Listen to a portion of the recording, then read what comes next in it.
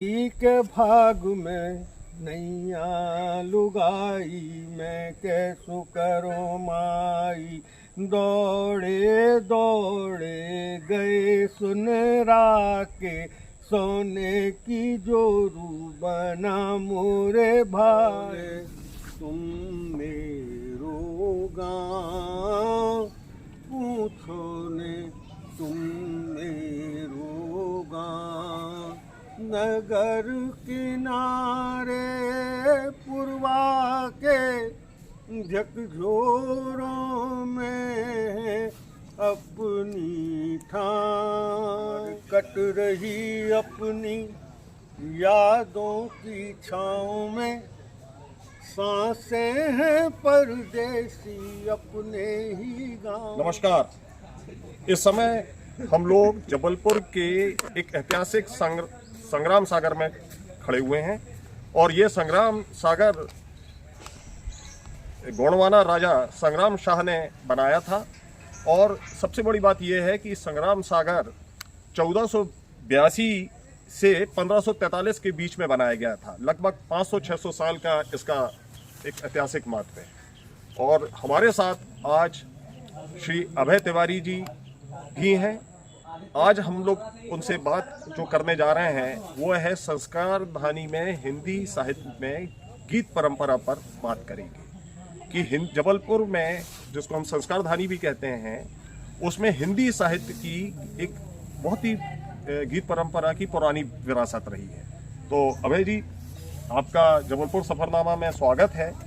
और हम ये चाहते हैं कि आपके माध्यम से हमारे जो दर्शक हैं वो इस चीज को सुन सकें, समझ सकें कि जबलपुर, जिसको संस्कार धानी एक नाम दिया गया है, सभी लोग उसको संस्कार धानी के नाम से भी जानते हैं, और जबलपुर और संस्कार धानी की एक बहुत सुदीर्घ साहित्यिक परंपरा रही है।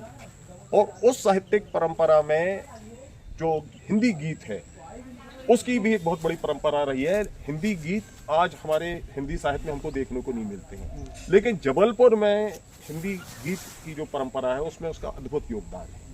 तो हम चाहते हैं कि आप हमको जो संस्कार दानी की साहित्य में हिंदी गीत की परंपरा के शुरुआती दौर और उसके इतिहास के बारे में बताएं। जहाँ तक बात हिंदी साहित्य में गीत की है जी, तो मैं समझता हूँ हिंदी साहित्य में गीत परंपरा छायावाद से शुरू हुई है जी। और छायावाद के युग में संस्कार धानी में जी जो गीत रचना हुई जी उसमें अगर प्रमुख नाम देखें जी तो रामानुजलाल जी श्रीवास्तव ऊँट जी, सुभद्रा कुमारी चौहान, पंडित केशव पाठक, पंडित भवानी प्रसाद तिवारी, पंडित गोविंद प्रसाद तिवारी इत्यादि जी, जो साहित्यकार थे जी, जिन्होंने छायावाद से अपने जी, काव्य सृजन, काव्य यात्रा प्रारंभ की, जी, तो वहाँ से हिंदी गीत शुरू हुए। तो संस्कार धानी में हिंदी गीत प्रमुख रूप से इस पीढ़ी के द्वारा शुरू किए गए और उनके गीत राष्ट्रीय गीतों के साथ कदम ताल करते हुए चले।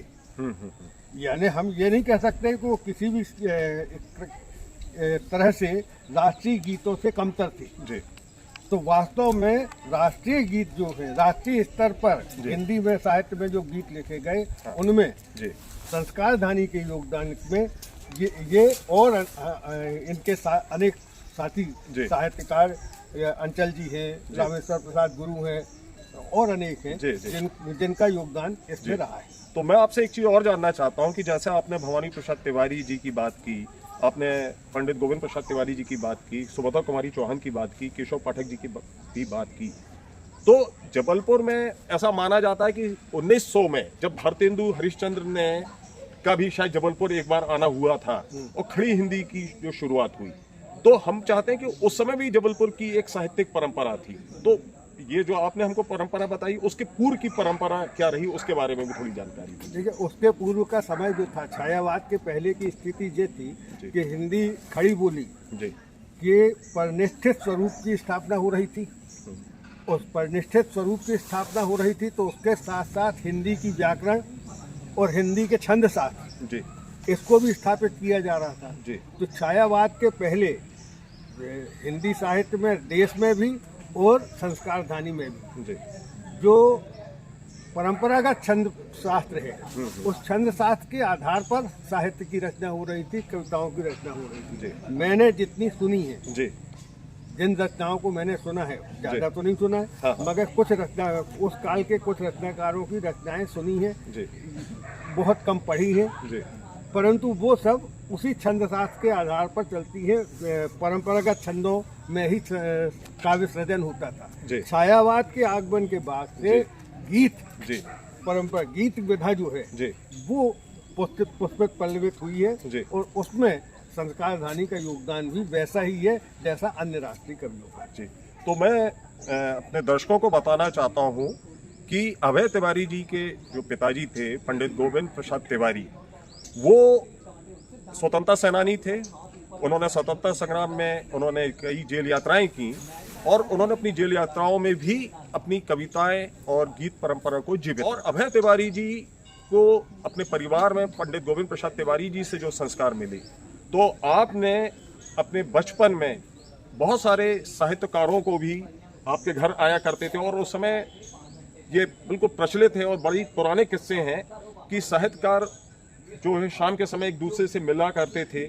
और हम ये चाहते हैं कि जबलपुर में, क्योंकि आप सराफा में रहा करते थे, तो भवानी प्रसाद तिवारी जी, केशव पाठक जी, ये तमाम लोग आपके घर आया जाया करते थे, और फिर आप लोग के वो साहित्यिक मतलब चर्चाएं होती थी।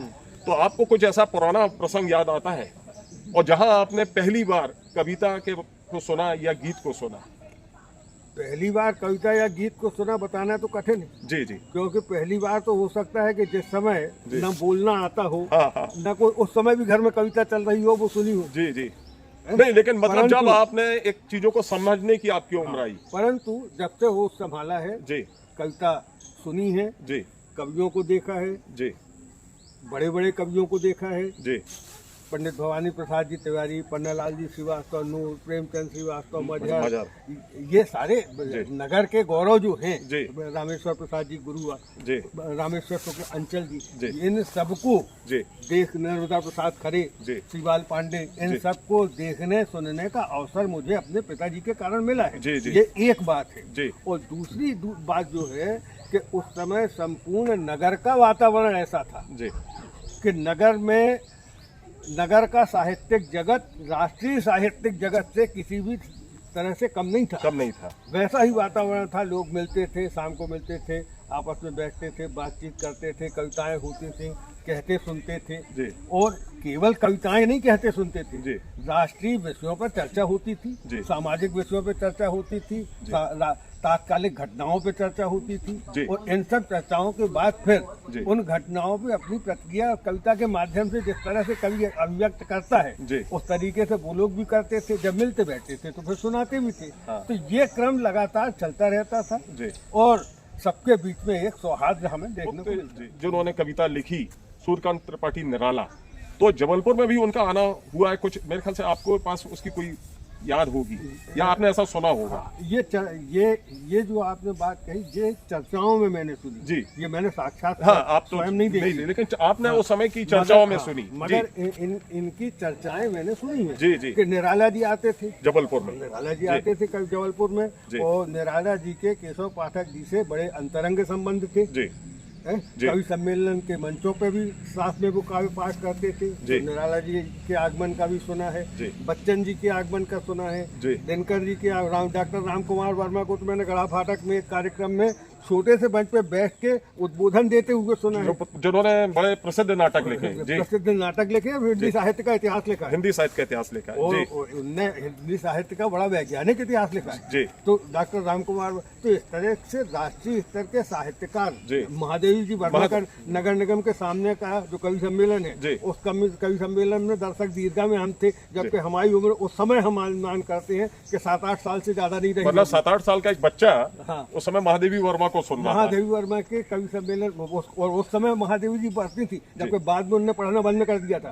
कवि सम्मेलन के मंचों से किस कारण से बंद किया था ये नहीं मालूम, परंतु बाद के दिनों में महादेवी जी ने कवि सम्मेलनों के मंचों से कविता पाठ बंद कर दिया था।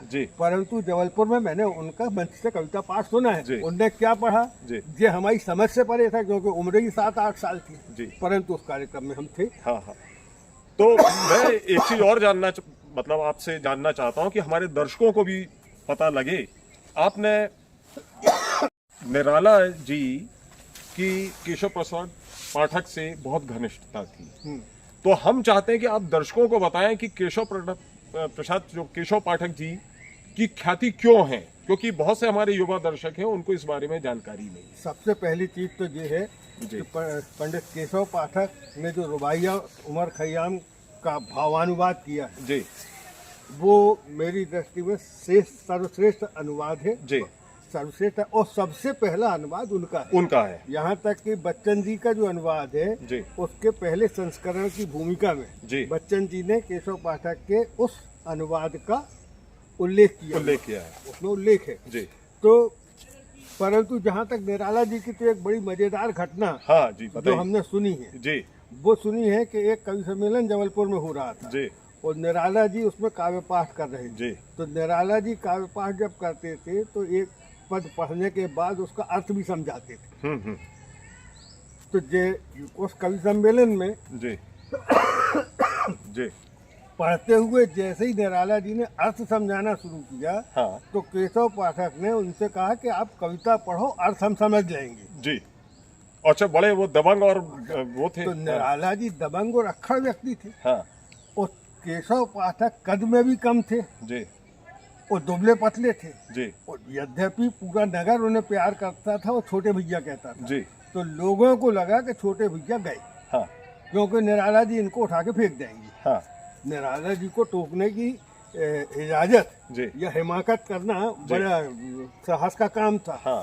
अच्छा, वो वैचारिक रूप से भी और शारीरिक रूप से भी बहुत साहसी और बलिष्ठ थे। बलिष्ठ थे जी, और अक्खड़ थे। जी, तो लोगों को लगा कि ये तो तमाशा हो गया, जी, परंतु निराला जी ने जैसे ही सुना हाँ, तो उनने जनता की तरफ से माइक उठा के और केशव पाठक की तरफ रखा, हाँ, और कहा कि आज हिंदुस्तान में पहला व्यक्ति मिला है जो कह रहा है कि मेरी कविता समझता है। हाँ, और उस कवि सम्मेलन में सारा का सारा काव्य पाठ निराला जी ने केशव पाठक की तरफ मुंह करके किया है, जी, पब्लिक की तरफ पब्लिक करके नहीं किया। जी, जी, जी, तो ये केशव पाठक के स्तर को जी, और निराला जी के स्तर को जी, दोनों को परिभाषित करती है घटना। हाँ। और ये घटना, अब ये घटना मेरी सुनी हुई घटना, जी, जी, ये मेरी देखी, ये मेरे पैदाइश के पहले की घटना नहीं, लेकिन इस प्रकार के जो जबलपुर से जुड़े मतलब अनेक किस्से हैं और ये साहित्यिक किस्से हैं और इनकी चर्चा मैंने भी सुनी थी। लेकिन आज जब मौका, हम बात कर रहे थे हिंदी साहित्य की परंपरा की बात कर रहे हैं, हम हिंदी साहित्य में संस्कारधानी की गीतों की परंपरा की और उसके इतिहास की बात कर रहे हैं, तो ये बड़ा आपने महत्वपूर्ण बात हमारे दर्शकों को बताई। और ये मेरे ख्याल से बहुत ही, जो लोग उस समय मौजूद रहे होंगे उनके लिए ये बहुत बड़ा ऐतिहासिक क्षण भी रहा होगा कि केशव प्रसाद पाठक जो कि मंच के बेताज बादशाह माने जाते थे और निराला जी के बीच में ये जो संवाद हुआ और निराला जी ने उनको ही पूरी अपनी कविता उस दौरान सुनाई। तो मैं आपसे एक चीज और ये भी जानना चाहता हूँ कि जैसा आपने जब जिक्र किया कि पंडित भवानी प्रसाद तिवारी, रामानुज लाल श्रीवास्तव ऊंट साहब, सुभद्रा कुमारी चौहान, पंडित गोविंद प्रसाद तिवारी और उसके बाद में दूसरी परंपरा हिंदी गीतों की रही है, तो इसके बाद की जो जबलपुर में हिंदी जो गीतों की परंपरा रही है उसमें हम और किन के नाम ले सकते हैं इसके बाद की पीढ़ी में? हाँ, इनके बाद की पीढ़ी जब शुरू होती है तो उसमें पंडित श्रीवाल पांडे हैं, वो इनकी पीढ़ी के भी माने जा सकते हैं, बाद की पीढ़ी के भी माने जा सकते हैं। पंडित श्रीवाल पांडे, उसके बाद प्रोफेसर जवाहर चौरसिया तरुण जी, कामता तिवारी राज जी, श्याम श्रीवास्तव जी, बहुत मधुर गीतकार कृष्ण कुमार पथिक जी, सरला देवी तिवारी जी, और एक लंबी श्रृंखला है जो बड़े मधुर गीतों के सृजन करते थे। और विष्णु पांडे जी, ये सारे के सारे नगर के मधुर गीतकार थे और जो जहाँ बैठ जाते थे वहाँ एक वातावरण बन जाता था। तो ये हम इनको कह सकते हैं कि अगर इसको हम तारीखों में अगर मानना चाहें तो ये 60 की मतलब छठे दशक की शुरुआत के गीतकार हैं हिंदी साहित्य के जबलपुर के। हमें लगता है ये 50 के बाद के, 50 के बाद, क्योंकि इनको हमने सुना है जी जी, हमने सुना है का मतलब है कि हमने 1965 के बाद ही सुना है जी जी, 64-65 के बाद 55 का तो मेरा जन्म है। जी, तो 10 साल की उम्र जब आपकी 65 के बाद आपने सुना। हाँ, तो जी। ये मान के चलो आपके 64-65 के बाद से हम इन सबको सुनते सुन चले आ रहे रहे हैं। हैं। इनके पास इनको देखने सुनने, इनके पास बैठने का अवसर मुझे मिला है। जी, जी। और इनमें से अनेक गीतकार ऐसे जी। हैं, इनकी पूर्ववर्ती पीढ़ी के भी और इस पीढ़ी के भी। ये जो दो पीढ़ियां हैं, जी, एक छायावादी काल से शुरू होने वाली पंडित भवानी प्रसाद तिवारी की पीढ़ी, जी। और दूसरी ये दो पीढ़ियां ऐसी हैं जी। कि वास्तव में मैं अगर कुछ लिख रहा हूँ और जो कुछ भी कर रहा हूँ उसमें इन सबका योगदान है, मतलब जो संस्कार आपको मिले हैं। क्योंकि इनको सुन के अच्छा लगा, जी। रुचि जागृत हुई, जी, समझने का प्रयास किया और लिखने का प्रयास किया। जी। तो वास्तव में जी। अगर मेरे अंदर कोई गीतकार है जी। तो उसकी जन्मदाता ये दो पीढ़ियां हैं। तो इस रूप में हम कह सकते हैं कि 7वें दशक में हम मानते हैं कि जबलपुर में हिंदी हाँ। साहित्य में आप 76 के आसपास आपने मतलब कविताएं और खासतौर से गीत लिखने हमने गीत ही लिखने आपने गीत लिखने शुरू किए। गीत के साथ साथ होता क्या था कि कभी कोई बात ऐसी आई दिमाग में जी, जो लयबद्ध ना आके, जी, यानी जिसमें कोई रिदम ना होके जी, कोई और हुआ तो फिर वो अतुकांत रचना भी बनी। उसमें कई थोड़े बहुत गद्य भी लिखे। प्रेस वगैरह में नौकरी करते थे तो गद्य ज़्यादा लिख गया। तो ये सारे के सारे, परंतु वो प्रमुख रूप से जी, जो मन की प्रेरणा से जो लिखी गई रचनाएं हैं उनमें प्रमुख रूप से गीत है। और हम 8वें दशक और अभी तक की बात बाद में करेंगे। एक हिंदी साहित्य में आज हम वर्तमान में देख रहे हैं कि हिंदी में गीत परंपरा बिल्कुल लुप्त होती जा रही है, मतलब लिखने वाले नहीं है।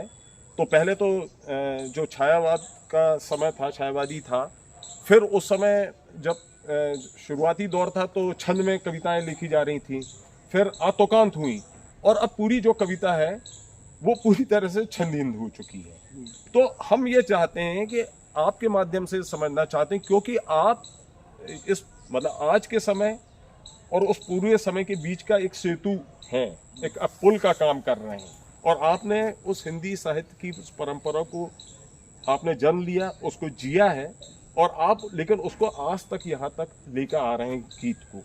तो इस बारे में आप क्या कहना चाहेंगे, मतलब कहाँ क्या गड़बड़ी हुई है? हमें तो कोई गड़बड़ी नजर नहीं आती। हाँ, लेकिन हम लोगों को तो गीत अब नहीं सुनने मिलते हैं ना। तो कुछ हम थोड़े से तुम्हारी बात से असहमत भी हैं। जी, जी। वो इस तरीके से है जी कि प्रकृति ने जी व्यक्ति को जी एक सौंदर्य दृष्टि, जी, एक रागात्मक दृष्टि जी दी है जी, और एक अभिव्यक्ति की क्षमता दी है। जी। तो जब ये तीनों किसी व्यक्ति में हैं जी, तो वो तो गाएगा। जी, और जब तक उसके अंदर गाने की प्रवृत्ति है, गीत का जन्म होगा। जी। तो गीत समाप्त नहीं हो सकता। हाँ, गीत तो जब तक आदमी है तब तक गीत समाप्त नहीं हो सकता। जी। गीत तो आदमी गाएगा, पुराने गाएगा, नए रचेगा, जी।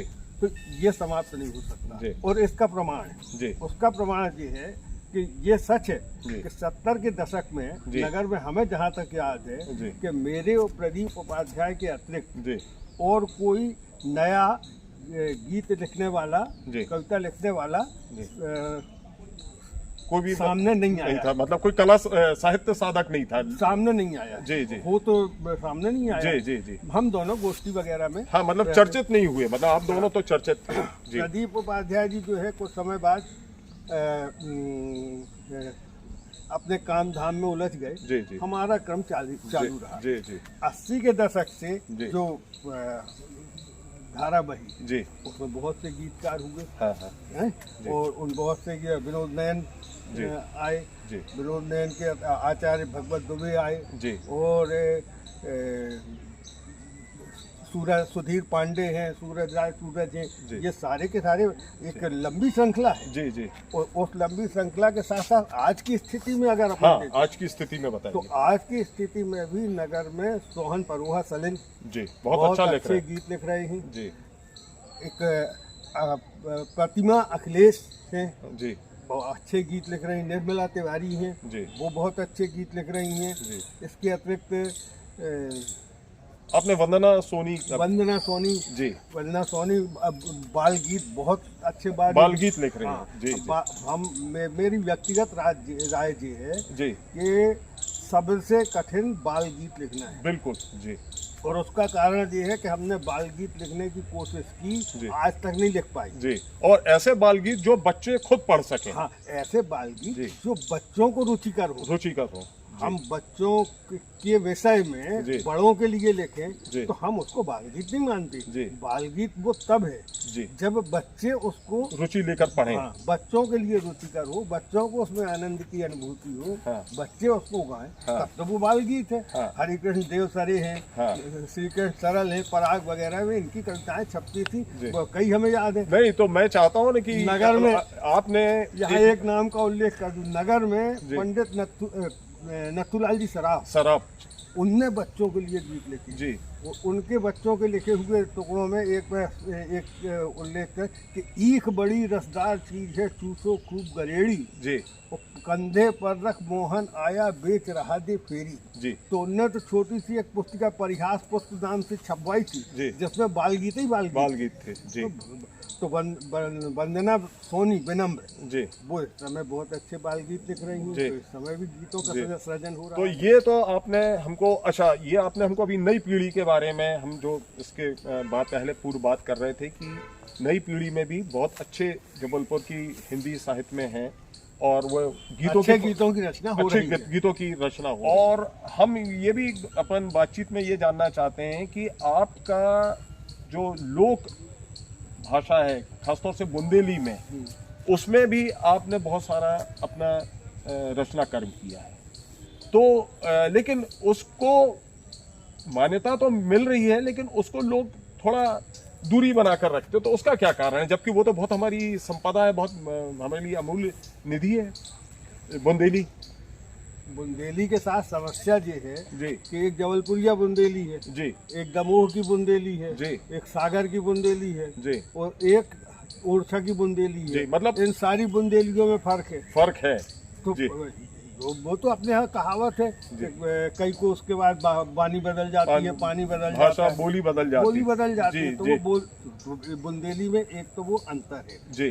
दूसरी चीज ये है जी, दूरी नहीं है जी, मगर दिक्कत यह है कि लोगों तक वो पहुँचे जी। पहली चीज तो ये है जी। दूसरी लोगों तक पहुँचे कैसे, और दूसरी चीज जिंदगी इतनी वहाँ को जी और व्यस्तता में आ गई है जी कि अब ये सब चीजें जो हैं जी इनमें समय खपाना आदमी के लिए बड़ा मुश्किल है। अच्छा, एक चीज और है कि जैसे हिंदी साहित्य की परंपरा में हम जब गीतों की बात कर रहे थे, तो क्या आपको लगता है कि जो हिंदी जो बुंदेली बोली है उसमें जो रचना कर्म है या जो उसमें काम किया जा रहा है, उसकी संभावनाएं आपको लगती है आने वाले समय में उज्जवल रहेंगी? मतलब कि वो लोग अब कह रहे हैं कि भाई भाषाएं ही जब जीवित नहीं रहेंगी तो बोलियों का क्या होगा, लेकिन आपका क्या मानना है? नहीं, बोलियां तो रहेंगी, लोक में जीवित रहेंगी जी, वाचक परंपरा में रहेंगी। आप ये बताइए कि आज भी शादियों में जो गालियां गाई जाती, गालियां जी, मैं मेरे बचपन में नरसिंहपुर से एक 4.5-5 फुट यानी 5 फुट से कम हाइट थी जी। एक दादा थे, मुंह से सफेद बाल, मुंह से टोपी लगाए और हाथ में एक डंडा लिए रहते, तो खट्ट खट्ट करते चलते थे और गाड़ियों की किताब बेचते थे। अच्छा, गाड़ियों की किताब बेचते थे, एक आना दो आना की जी जी जी, और उसके साथ साथ वो गाते चलते थे। अच्छा। मगर उनका गाना इतना अच्छा लगता था, इतना माधुर्य था जी, कि जिस समय कमानिया फुआरा अंधेरदेव श्याम टाकीज वाले क्षेत्र में टक टक करते हुए गाते हुए किताबें बेचते थे, तो मैं और मेरे जैसे कई बच्चे जी उनके पीछे पीछे पछया लेते थे। हाँ, हाँ, हाँ। और हमने उनके मुंह से सुन के कई गालियां पूरी याद की थी, बाकी तो भूल गए, एक के कुछ पद अभी भी याद है। तो वो गाली अब थोड़ा हमको सुनाइए। और उनकी उसी धुन में हाँ जी के मिसर जी के भाग में नैया लुगाई, मैं कैसो करो माई, दौड़े दौड़े गए सुनरा के, सोने की जोरू बना मोरे भाई, सोने की जोरू तिजोरी में धर दई, पर गौडा को लुट गई लुगाई, मैं कैसो करूँ माई। मिस्र जी के भाग में नैया लुगाई, मैं कैसो करूँ माई। दौड़े दौड़े गए कुम्हरा के, मट्टी की जोरू बना मोरे भाई।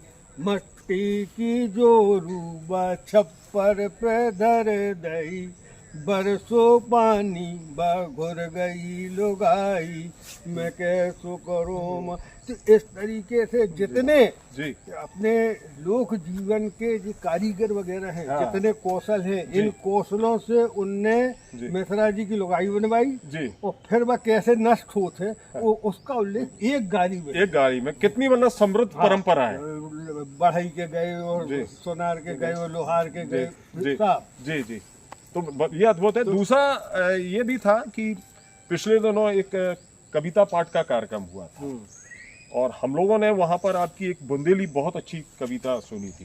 तो हम चाहते हैं कि आपकी एक गीत पहले सुने, उसके पहले आप, क्योंकि जब बुंदेली की बात हो रही है तो ये प्रभाव सतत बना रहे, फिर हम उस पर आपके गीत पर आएंगे, तो वो भी आप थोड़ी हम लोग को सुना दें। सोने तुम मेरो गाँव, पूछो ने तुम मेरो गाँव।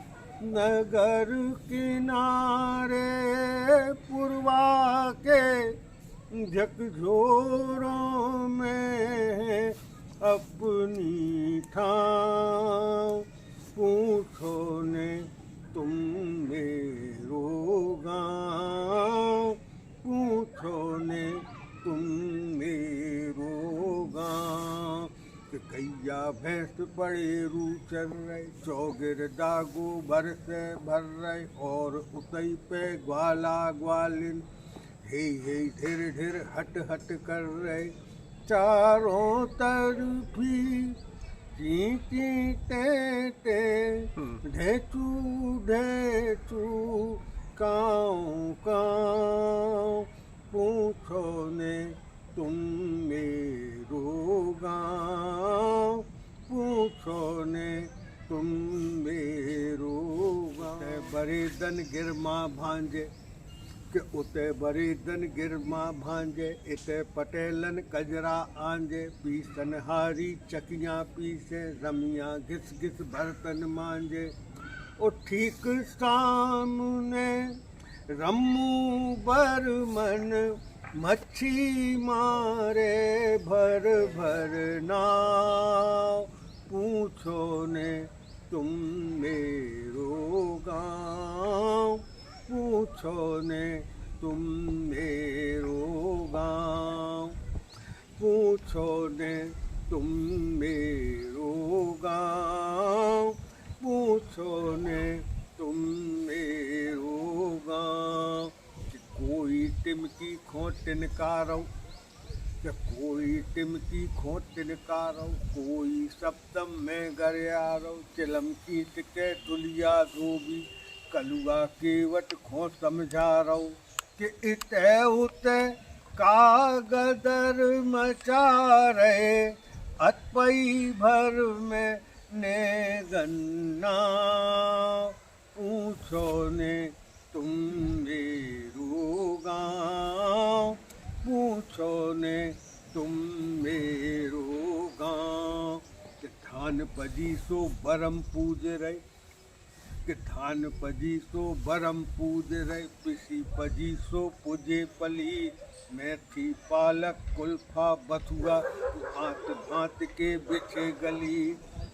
कि धान पजी सो बरम पूज रहे, पिसी पजी सो पूजे पली, मेथी पालक कुल्फा बथुआ, भांत भांत के बिछे गली।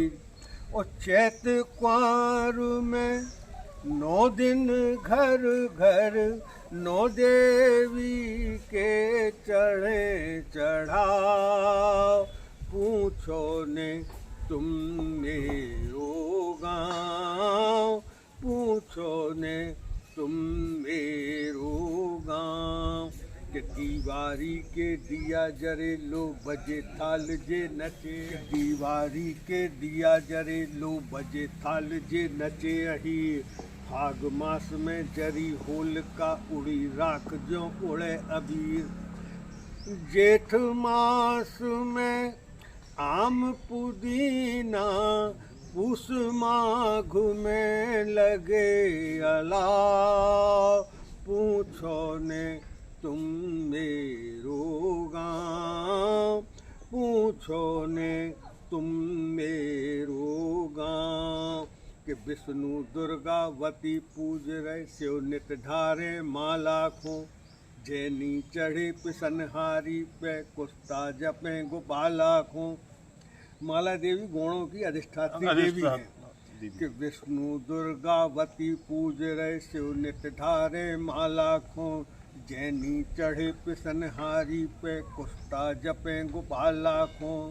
ओ मंगल शनि बाजना मठ में, मेला जैसो जम घटा, पूछो ने तुम मेरो गाँव, पूछो ने तुम मेरो गाँव, कि तलवा तलवा लगे सिंघाड़े, बगिया बगिया बिही फरे, कि तलवा तलवा लगे, आज भी सिंघाड़ों का एक्सपोर्ट होता है बॉम्बे को। जी जी। कि तलवा तलवा लगे सिंघाड़े, बगिया बगिया बिही फरे, सीता फल से अटी पहाड़ियाँ, डगर डगर पे बेर झरे, वो चारों तरफी खब्बा खाई, छिलका गुठली को बगरा, पूछो ने तुम मेरो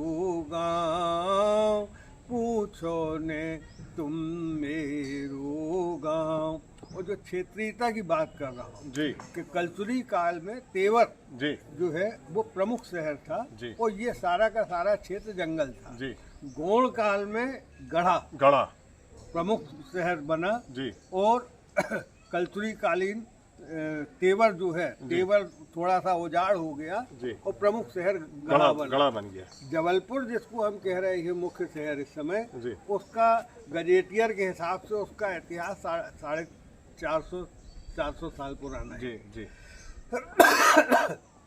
ये जो कलचुरी कालीन तेवर से लेके और यहाँ लघु काशी है गढ़ा में जी। इन दोनों के बीच के क्षेत्र में अनेक जगह पचमठा पांच मंदिर एक साथ और पांचों शंकर जी के पत्थर के जो मिलते हैं वो कलचुरी कालीन है जी।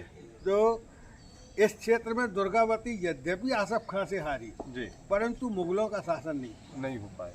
और उसी संदर्भ को लेते हुए कि गढ़ा गौड़वाने की बस्ती एक ही मस्ती का कहिए, कि गढ़ा गौड़वाने की बस्ती एक ही मस्ती का कहिए, एक ही मस्ती एक ही हस्ती अमन परस्ती का कहिए, लघु काशी से करन बेल लो भरब, लघु काशी से करन बेल लो, बसहल मस्ती भरो बहाव, पूछो ने तुम मेरो गाँव, पूछो ने तुम मेरो गाँव। नगर किनारे पुरवा के जकझोरों में अपनी ठाव, पूछो ने तुम मेरो गाँव, पूछो ने तुम मेरो गाँव। मुझे तो आपकी ये पूरा जो गीत है सुनकर लगा कि मैं शायद यहीं वो पूरा गांव बसा हुआ है और जो यहाँ की प्रकृति दिख रही है उसको आप साक्षात आपके वो शब्दों से बाहर आ रही है। बहुत बढ़िया। मतलब ये तो गीत आपका जो है बुंदेली में अद्भुत है, लेकिन इतनी सरल है चीज़ें कि सबको समझ में आ रही है, कहीं इसमें कोई कठिन या जटिल नहीं लगा। जहाँ हम लोग ने जो बात की शुरुआत की थी कि संस्कार कहानी में हिंदी साहित्य में गीत परंपरा, उसको आपने हम लोग को बहुत मतलब इतने सार और संक्षेप में इतने अच्छे ढंग से बताया। हमने उसमें बुंदेली गीत भी सुना, उसमें बहुत सारे हिंदी साहित्य के जो किस्से हैं उनको भी सुना। और हम चाहते हैं कि इस बात का समापन आपकी एक बढ़िया, एक कोई जो बहुत ही अच्छा, जिसको आप खुद मानते हो, हमने तो आपके सभी गीत बहुत अच्छे हैं और बहुत से हमने गीत पढ़े भी हैं और सुने हैं, लेकिन हम चाहते हैं कि आप इस बातचीत का समापन अपने एक गीत से। कि उम्र कट रही अपनी यादों की छाँव में, सांसें हैं परदेसी अपने ही गांव में। जो शहर बचपन में था वो आज नहीं है, आज नहीं, जिसकी चर्चा अभी तक की है जी। वो वातावरण अब नहीं दिख रहा। नहीं देखा। वही बात कही है जी। कि उम्र कट रही अपनी जी यादों की छाँव में, जी सांसें हैं परदेसी अपने ही गांव में। कि वैसे तो कटी उम्र कांटों के साथ, हाथों में था लेकिन चंदा का हाथ। ओस धुले छाले थे बचपन के पाँव में, सांसें हैं परदेसी अपने ही गांव में। कि अनजाने लक्ष्य रहे अनजानी राह, पथ दर्शक हमराही सागरी प्रवाह। अनजाने लक्ष्य रहे अनजानी राह, पथ दर्शक हमराही सागरी प्रवाह। लहरों की थपकी थी टूटी सी नाव में, सांसें हैं परदेसी अपने ही गांव में। उस सिंदूरी सांझ और अरुण वर्ण भोर, रजत दिवस रजनी के स्वर्ण स्वप्न मोर। कि सिंदूरी सांझ और अरुण वर्ण भोर, रजत दिवस रजनी के स्वर्ण स्वप्न मोर। सबके सब एक बरन इस जीवन ठाव में, सांसें हैं परदेसी अपने ही गांव में। उम्र कट रही अपनी यादों की छाँव में,